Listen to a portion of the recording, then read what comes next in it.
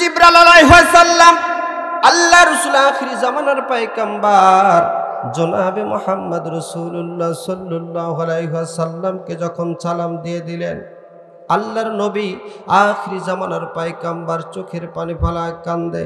জিবরাইলকে দেখে ডাক দিয়ে বলতাছেন, জিবরাইল রে, আল্লাহ কি মার খাওয়ার জন্য আমাকে পৃথিবীর জমিনে প্রেরণ করেছে? আমার আল্লাহ কি তালাশ করেন, আমাকে দেখেই না? এই সমস্ত যুবকগণ আমাকে আঘাত করে, আল্লাহর কি কষ্ট হয় না? আল্লাহর পক্ষ থেকে হযরত জিবরাইল আলাইহিস সালাম ডাক দিয়ে বললেন, ইয়া রাসূলুল্লাহ, ইয়া হাবিবাল্লাহ, আজকে যেই সমস্ত মানুষ আপনাকে আঘাত করার জন্য পা বাহির করে দিয়েছে, যেই সমস্ত মানুষ আপনাকে পাথর নিক্ষেপ করছে, আপনি যদি একটু আল্লাহর দরবারে দোয়া করেন, আল্লাহ রাব্বুল আলামিন এই সমস্ত মানুষদেরকে এতই ভয়ানক কষ্ট দিবে, এতই শাস্তি দিবে, তামাম দুনিয়ার মানুষের ভিতরে ইতিহাস হয়ে থাকবে। আপনি যদি একটা বারের জন্য দোয়া করেন। আল্লাহ রসুলের সাহাবী হযরতে ওমর রাদিয়াল্লাহু তাআলা আনহু রাসূলের কষ্টের কথা চিন্তা করে হযরত আবু বকর রাদিয়াল্লাহু তাআলা আনহু রাসূলকে দেখে পাগল পারা হয়ে গেলেন। হযরত জিবরাইল আলাইহিস সালাম ডাক দিয়ে বললেন, দোস্ত গো, আল্লাহর নবী আখিরি জামানার পয়গম্বর, চিন্তা করেন না, আজকে যদি একটা বারের জন্য আল্লাহর দরবারে দোয়া করেন, আল্লাহর সঙ্গে সঙ্গে গজব দিয়ে দিবে। আল্লাহ রাসূল আখিরি জামানার পয়গম্বর আল্লাহর দরবারে দুই হাত তুলে ফরিয়াদ করে বললেন, মালিক, যেই পথ বলা মানুষের কাছে আমি এসে কলেমার দাওয়াত দেওয়ার জন্য পা বাহির করে দিয়েছে, এই সমস্ত মানুষের জন্য কোনো কষ্ট না হয়, এই সমস্ত মানুষের জন্য কোনো আঘাত না হয়, এই সমস্ত মানুষদের জন্য কোনো গজব না হয়। যদি গজব হয়, সারা দুনিয়ার মানুষের ভিতরে ইতিহাস হয়ে থাকবে। জোরে কোন সুবহানাল্লাহ। অবুঝ মোহনরে ডুবল বেলা দেখনা চাহিয়া, অবুঝ মোহনরে ডুবল বেলা দেখনা চাহিয়া, পর পারের ডাক পড়িলে বাবা, পর পারের ডাক পড়িলে যাহি বাহারে, তুই কি লইয়া ডুবল বেলা দেখনা চাহিয়া, অবুঝ মোহনরে ডুবল বেলা দেখনা চাহিয়া। আল্লাহ আল্লাহ আল্লাহ আল্লাহ।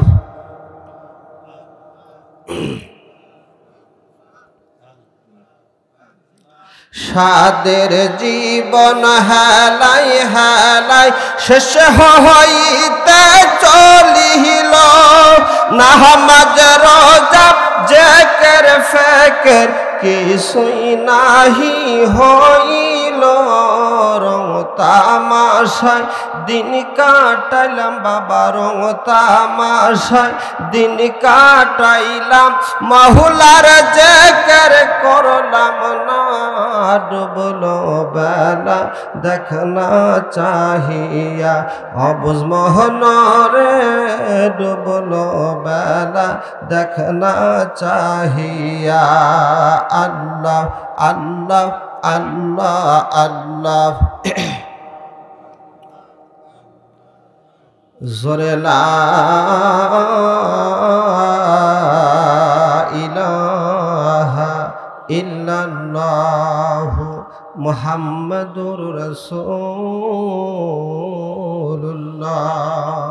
সাল্লাল্লাহু আলাইহি ওয়াসাল্লাম। আলহামদুলিল্লাহ, সর্বপ্রথম আল্লাহ তাবারক তাআলার লাখ কোটি প্রশংসা তারিফ যে আল্লাহ রাব্বুল আলামিন আজকে দীর্ঘ একটি বছর পরে আমাদের ঐতিহ্যবাহী বাইতুল মামুর জামে মসজিদের উন্নতি কল্পের জন্য আজকে যেইখানে আমাদের একত্রিত হওয়ার সুযোগ করে দিয়েছেন, সে আল্লাহর শুকরিয়া আদায় করি।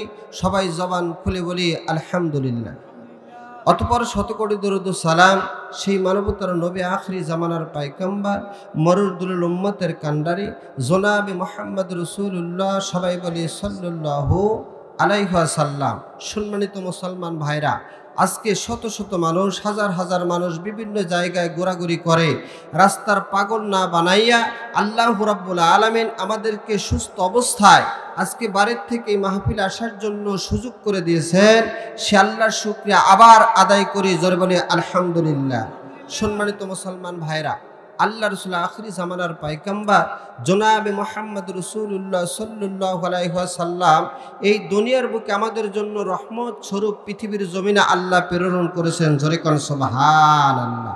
কি স্বরূপ? আজকে পাগল না বানাইয়া সুস্থ অবস্থায় যে এইখানে আল্লাহ আসার সুযোগ করে দিয়েছেন, এই শুকরিয়াই তো কাল কিয়ামতের ময়দান আল্লাহর দরবারে আমরা আদায় করে শেষ করতে পারবো না। জোরে কোন ঠিক কিনা? যেমন এই সমাজের ভিতরে কোনো মানুষ যদি মারা যায়, মহল্লার কিছু মানুষ সেই ব্যক্তির জন্য কান্নাকাটি করে। জোরে কোন করে কিনা? যদি কোনো সম্মানিত ব্যক্তি মারা যায়, সেই ব্যক্তির জন্য আমরা কান্নাকাটি করি। এই তামাম দুনিয়ার আসমান জমিন লৌহ কলম যা কিছু আছে, আল্লাহর ফেরেশতারা দুইবার পৃথিবীর জমিনে কান্নাকাটি করেছেন। জোরে কোন সুবহানাল্লাহ। কয়বার? দুইবার কান্নাকাটি করেছেন। এই কান্নাটা হলো দুইবার আসমানের ফেরেশতারা এই জমিনে যা কিছু আছে, আসমানে যা কিছু আছে, প্রত্যেকটা জিনিস দুইবার তারা কান্নাকাটি করেছে অঝর্ষ নয়নে। একবার হলো আখিরি জামানার পায়গাম্বার জনাবে মুহাম্মদ রাসূলুল্লাহ সাল্লাল্লাহু আলাইহি ওয়াসাল্লামকে যখন কাফির বেঈমানেরা যেই যুবকগুলো তায়েফের ময়দানে পাথর মেরে তাকে রক্ত রঞ্জিত করেছিল, সেই সময় আসমানের ফেরেশতারা আল্লাহর দরবারে কেঁদেছিলেন। জোরে কোন সুবহান। দ্বিতীয় নাম্বার হলো আমাদের জাতির পিতা হযরত ইব্রাহিম আলাইহিস সালামের কলেজের টুকরো সন্তান যখন ইসমাইল আলাইহিস সালামকে কুরবানি করার জন্য যখন নিয়ে গেলেন, যখন কুরবানি করার জন্য আল্লাহু আকবার বলে ছুরির নিচে যখন ফালাইয়া জবাই করতে লাগলেন, সেই সময় আসমানের ফেরেশতারা তামাম দুনিয়াতে যা কিছু আছে সবগুলো আল্লাহর দরবারে কাঁদতে লাগলেন। জোরে কোন সুবহান। সোনার মুসলমান ভাইরা, যেহেতু অল্প সময় কালেকশন করতে হবে, আল্লাহর নবী আখিরি জামানার পায়গাম্বার মরদুল উম্মতের কান্ডারি জনাবে মুহাম্মদ রাসূলুল্লাহ সাল্লাল্লাহু আলাইহি ওয়াসাল্লাম যখন আল্লাহর পক্ষ থেকে হুকুম জারি হইল, দোস্তরে আজকে মানুষের মাঝে কালেমার দাওয়াত দাও, মানুষদেরকে ভুল পথের থেকে সঠিক পথে তোমরা নিয়ে আসো, মানুষদেরকে অন্যায় পথের থেকে ভালো পথের দিকে তোমরা নিয়ে আসো। আল্লাহ রাসূল আখিরি জামানার পায়গাম্বার জনাবে মুহাম্মদ রাসূলুল্লাহ সাল্লাল্লাহু আলাইহি ওয়াসাল্লাম যখন তাইফের ময়দানে কলেমা দাওয়াত দেওয়ার জন্য যখন চলে গেলেন, একটা বাজারে যাইয়া তাইফের মানুষদেরকে ডাক দিয়ে বললেন, ও তাইফের মানুষগুলো, আল্লাহর পক্ষ থেকে আল্লাহ রাব্বুল আলামিন তোমাদের মাঝে নবী হিসেবে আমাকে প্রেরণ করেছে। আমি তোমাদের মাঝে সত্য একটা পায়গাম নিয়ে আসছি, সত্য একটা ধর্মের সন্ধান নিয়ে আসছি। এই ধর্মটা তোমার স্বীকার করো, এই দুনিয়াতে শান্তি পাইবা, আখিরাতে মুক্তি পাইবা, আল্লাহ তোমাদেরকে জান্নাত দিয়ে দিবে, এমন একটা নতুন সুসংবাদ তোমাদের মাঝে নিয়ে আসছি।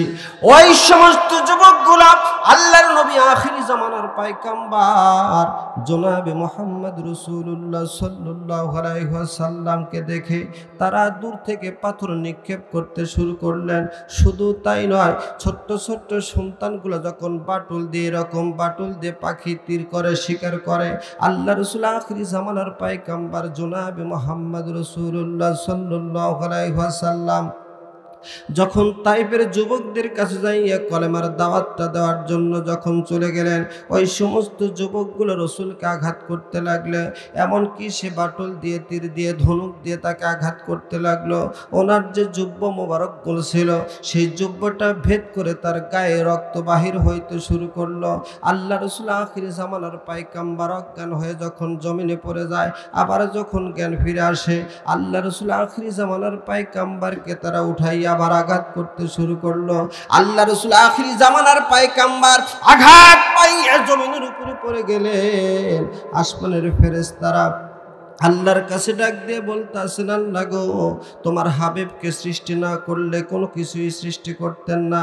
এমন একজন ব্যক্তিকে সৃষ্টি করার পরে, এমন একজন ব্যক্তিকে পাঠানোর পরে, এমন একজন মহব্বতের মানুষকে কলেমার দাওয়াত দেওয়ার জন্য পাঠাইলেন, অথচ সেই যুবকগুলা আপনার দোস্তকে আঘাত করে, আপনার বন্ধুকে আঘাত করে, আপনার বন্ধুকে মারার জন্য তারা পাগল পারা হয়ে যায়। আপনি কি একটা বারের জন্য দেখেন না? আল্লাহর পক্ষ থেকে ঘোষণা হয়ে গেল, গেল। আল্লাহর পক্ষ থেকে যখন এই কথাটা শুনলেন, শোনার পর আল্লাহ রাব্বুল আলামিন জিবরাইল আলাইহিস সালামকে ডাক দিয়ে বললেন, জিবরাইল রে, যেই সমস্ত মানুষগণ আমার দোস্তকে আঘাত করেছে, যেই সমস্ত মানুষগণ আপনার দোস্তকে আমার বন্ধুকে কতল করার জন্য হাত বাহির করে দিয়েছে, ওই সময় ওই সমস্ত মানুষদেরকে এমন কষ্ট দাও যেই কষ্ট তামাম দুনিয়ার মানুষের ভিতরে ইতিহাস হয়ে থাকবে থাকবে। জোরে কোন মারহাবা। হযরত জিবরাইল আলাইহিস সালাম আল্লাহ রাসূল আখির জামানার পয়গম্বর জনাবে মুহাম্মদ রাসূলুল্লাহ সাল্লাল্লাহু আলাইহি ওয়াসাল্লামকে যখন সালাম দিয়ে দিলেন, আল্লাহর নবী আখিরি জামানার পয়গম্বর চোখের পানি ফেলায় কান্দে। জিবরাইলকে দেখে ডাক দিয়ে বলতাছেন, জিবরাইল রে, আল্লাহ কি মার খাওয়ার জন্য আমাকে পৃথিবীর জমিনে প্রেরণ করেছে? আমার আল্লাহ কি তালাশ করেন, আমাকে দেখাই না? এই সমস্ত যুবকগণ আমাকে আঘাত করে, আল্লাহর কি কষ্ট হয় না? আল্লাহর পক্ষ থেকে হযরত জিবরাইল আলাইহিস সালাম ডাক দিয়ে বললেন, ইয়া রাসূলুল্লাহ, ইয়া হাবিবাল্লাহ, আজকে যেই সমস্ত মানুষ আপনাকে আঘাত করার জন্য পা বাহির করে দিয়েছে, যেই সমস্ত মানুষ আপনাকে পাথর নিক্ষেপ করছে, আপনি যদি একটু আল্লাহর দরবারে দোয়া করেন, আল্লাহ রাব্বুল আলামিন এই সমস্ত মানুষদেরকে এতই ভয়ানক কষ্ট দিবে, এতই শাস্তি দিবে, তামাম দুনিয়ার মানুষের ভিতরে ইতিহাস হয়ে থাকবে। আপনি যদি একটা বারের জন্য দোয়া করেন। আল্লাহ রসুলের সাহাবী হযরতে ওমর রাদিয়াল্লাহু তাআলা আনহু রাসূলের কষ্টের কথা চিন্তা করে হযরত আবু বকর রাদিয়াল্লাহু তাআলা আনহু রাসূলকে দেখে পাগল পারা হয়ে গেলেন। হযরত জিবরাইল আলাইহিস সালাম ডাক দিয়ে বললেন, দোস্ত গো, আল্লাহর নবী আখিরি জামানার পয়গম্বর, চিন্তা করেন না, আজকে যদি একটা বারের জন্য আল্লাহর দরবারে দোয়া করেন, আল্লাহর সঙ্গে সঙ্গে গজব দিয়ে দিবে। আল্লাহ রাসূল আখিরি জামানার পয়গম্বর আল্লাহর দরবারে দুই হাত তুলে ফরিয়াদ করে বললেন, মালিক, যেই পথ বলা মানুষের কাছে আমি এসে কলেমার দাওয়াত দেওয়ার জন্য পা বাহির করে দিয়েছে, এই সমস্ত মানুষের জন্য কোনো কষ্ট না হয়, এই সমস্ত মানুষের জন্য কোনো আঘাত না হয়, এই সমস্ত মানুষদের জন্য কোনো গজব না হয়। যদি গজব হয়, সারা দুনিয়ার মানুষের ভিতরে ইতিহাস হয়ে থাকবে। জোরে কোন সুবহানাল্লাহ। যারা দুনিয়ার বুকে আল্লাহকে নিয়ে, আল্লাহ রাসূলকে নিয়ে, মসজিদকে নিয়ে যারা অহংকার করবে, যারা মসজিদকে নিয়ে এরকম বিরোধিতা করবে, যারা মসজিদকে নিয়ে তালবাহানা করবে, খোদার কসম করে বললাম, আল্লাহ পৃথিবীর জমিনে একটা সূরা নাজিল করে দিয়েছেন, সূরা ফিল। জোরে কোন ঠিক কিনা? আল্লাহর ঘর মসজিদকে নিয়ে যারা তালবাহানা করবে, আল্লাহর ঘর মসজিদকে নিয়ে যারা অহংকার করবে, এই মসজিদের সাথে যেই সমস্ত মানুষ হিংসা বিদ্বেষ করবে, এই দুনিয়াতে কষ্ট না হলেও খোদার কসম কবরের জমিনে এদের ভয়াবহ কষ্ট হবে। আবাবিল আব্রাহার সৈনিকদের যে অবস্থা হয়েছিল, একটা পাখি দিয়ে তাদেরকে নৈরাশ করে দিয়েছিল। এই মসজিদকে নিয়ে যদি কোনো পৃথিবীর কোনো মানুষ তালবাহানা করে, আল্লাহ তাদেরকে এই শাস্তির আওতায় নিয়ে আসবে। জোরে কর নাউজুবিল্লাহ। সম্মানিত মুসলমান ভাইরা, এখন দেখা যায় প্রত্যেকটা গ্রামে, প্রত্যেকটা মহল্লায় মসজিদ নিয়ে কমিটির ভিতরে তালবাহানা, কমিটির ভিতরে দ্বন্দ্ব, কমিটির ভিতরে বিভিন্ন রকম কথাবার্তা শুরু হয়ে যায়। এইটা নিয়েই সবচাইতে বেশি তালবাহানা হয়। জোরে কোন ঠিক কিনা? সম্মানিত মুসলমান ভাইরা, এই জন্য আমি আমার পাড়ার ভাইদের অনুরোধ করে বলবো, খবরদার মসজিদ সম্পর্কে কোনো মনের ভিতরে এক জাররা পরিমাণ রাগ, এক জাররা পরিমাণ অহংকার, এক জাররা পরিমাণ হিংসা যদি রাখেন, স্বয়ং আল্লাহ আপনার সঙ্গে যুদ্ধ ঘোষণা করবে। জোরে কোন নাউজুবিল্লাহ। সম্মানিত মুসলমান ভাইরা, আমি যদি আলেমও হই, আমি যদি পীর সাহেব হই, আমি যদি গ্রামের সবচাইতে বড় প্রধান হই, আজকে লক্ষ্য করে দেখেন, দীর্ঘ 17টা বছর এই সরকার মানুষের উপরে, কিছু কিছু মানুষের উপরে, সবার উপরে না, নির্যাতন নিপীড়ন করে শুরু করে দিয়েছিলেন।